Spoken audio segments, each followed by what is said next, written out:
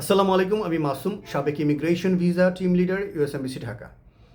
আপনারা অলরেডি হয়তো জানেন যে বাংলাদেশ এখন আমেরিকান ভিসা বন্ডের তালিকায় আছে, অর্থাৎ 21 জানুয়ারি 2026 থেকে 5 আগস্ট 2026 পর্যন্ত যে সকল বাংলাদেশি পাসপোর্টধারী ইউএস এমবাসির যে কোনো পোস্টে, ইউএস এমবাসি ঢাকা হতে পারে, ব্যাংকক হতে পারে, যেখানেই হোক, যখন ভিসা ইন্টারভিউ দিবেন তাদেরকে আমেরিকান B1 B2 ভিসা পেতে হলে বন্ড পে করতে হবে। $5,000 হতে পারে, $10,000 হতে পারে, অথবা $15,000 হতে পারে। এটা শুধুমাত্র তখনই পে করতে হবে যখন কনসুলার অফিসার, যিনি ইন্টারভিউ নেবেন, তিনি সিদ্ধান্ত নেবেন যে আপনার ভিসা তিনি অ্যাপ্রুভ করেছেন, তখন তিনি আপনাকে ইনস্ট্রাকশন দিবেন। এখন প্রশ্ন হচ্ছে, এই বন্ড পে করব কিভাবে? এই বিষয়ে বিস্তারিত তথ্য দিব এই ভিডিওতে। দয়া করে চ্যানেলটি subscribe, follow, like, comment, share করুন। কনসালটেশন প্রয়োজন হলে ভিডিও টাইটেল দেওয়া হোয়াটসঅ্যাপ নাম্বারে টেক্সট করুন, আমার অ্যাসিস্ট্যান্ট আপনাদেরকে সাহায্য করবে। যদি আপনাকে বন্ড পে করতে হয়, এটা তখনই পে করতে হবে যখন কনসুলার অফিসার আপনার ভিসা অ্যাপ্রুভড করবেন। তিনি সিদ্ধান্ত নেবেন ভিসা অ্যাপ্রুভ করেছেন, আপনাকে ভিসা দিতে চান, তখন তিনি আপনাকে ডিটেলস ইনস্ট্রাকশন দিবেন কীভাবে বন্ড পে করতে হবে। এটা ইউএস ফেডারেল গভর্নমেন্টের একটি ওয়েবসাইট আছে, pay.gov। শুধুমাত্র এই ওয়েবসাইটের মাধ্যমেই পেমেন্ট করা যাবে, কোনো থার্ড পার্টি ওয়েবসাইটের মাধ্যমে পেমেন্ট গ্রহণযোগ্য হবে না। এবং শুধুমাত্র যখন কনসুলার অফিসার আপনাকে ইনস্ট্রাকশন দিবেন পেমেন্ট করার জন্য, তখনই আপনি পে করবেন। আদারওয়াইজ আপনি যদি নিজে থেকে স্বেচ্ছাচারিতার ভিত্তিতে পেমেন্ট করেন, সেটা গ্রহণযোগ্য নাও হতে পারে।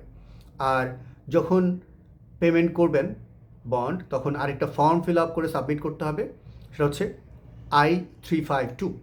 এটা হচ্ছে আপনার ইউএস গভর্নমেন্টের সাথে এই bond related terms and conditions কী আছে সেগুলো আপনাকে অবশ্যই এগ্রি করতে হবে, এবং এখানে আপনার তথ্য দিয়ে ফিল আউট করতে হবে ফর্মটি, এবং এটি বন্ড পে করার সময় সাবমিট করতে হবে। এবং এই ঘটনাগুলো ঘটবে ভিসা ইন্টারভিউর পর, অর্থাৎ ভিসা ইন্টারভিউতে যখন ভিসা অফিসার অ্যাপ্রুভ করবেন আপনার অ্যাপ্লিকেশন, ভিসা দিতে চাবেন, সিদ্ধান্ত নেবেন, তখনই এই বন্ড পেমেন্ট করা এবং এই I-352 এগুলোর বিষয়গুলো আসবে। এবং অ্যামাউন্ট কীভাবে নির্ধারিত হবে, এটা শুধুমাত্র কনসুলার অফিসার জানেন, উনি নির্ধারণ করবেন যে আপনার জন্য কত প্রযোজ্য হবে। তো মূলত যদি ভিসা অ্যাপ্রুভড হয়, একটা ইন্টারভিউতে আপনারা জানেন যে 3টা ডিসিশন হতে পারে, যে ভিসা অ্যাপ্রুভ করলাম, অথবা অ্যাডমিনিস্ট্রেটিভ প্রসেসিং, অথবা রিফিউজ করলো। তো রিফিউজাল হলে তো বন্ডের প্রসঙ্গ আসে না। অ্যাডমিনিস্ট্রেটিভ প্রসেসিংয়ে আসলে কী হবে, সেটা এখনও পর্যন্ত ক্লিয়ার কোনো ইনস্ট্রাকশন নাই। হয়তো অ্যাডমিনিস্ট্রেটিভ প্রসেসিংয়ে থাকলে একসময় গিয়ে যখন অ্যাপ্রুভাল আসবে, তখন হয়তো আপনাকে বন্ডের ইনস্ট্রাকশন দিবে, এটা আমার আন্ডারস্ট্যান্ডিং। হ্যাঁ, এটা হচ্ছে অ্যাপ্রুভাল, সাথে সাথে যদি ইন্টারভিউতে অফিসার অ্যাপ্রুভ করেন আপনার ভিসা, তখন তিনি আপনাকে বন্ড পে করার জন্য ইনস্ট্রাকশন দিবেন। তখন আপনি যে ইনস্ট্রাকশন পাবেন সেগুলো ফলো করে পেমেন্টগুলো করতে হবে।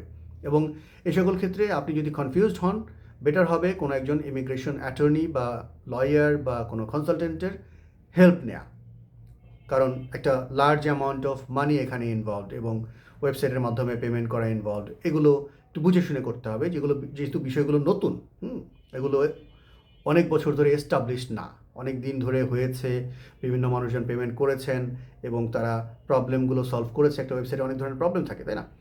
ওগুলো তো যেহেতু হয়নি প্রথম এটা, সেহেতু একটু বুঝে শুনে কাজটা করতে হবে। তো বন্ড পে করার জন্য আপনাকে চিন্তা করতে হবে না, আপনি ইন্টারভিউ শেষে অফিসারই আপনাকে ইনস্ট্রাকশন দিবেন কীভাবে কী করতে হবে। ধন্যবাদ ভিডিওটি দেখার জন্য।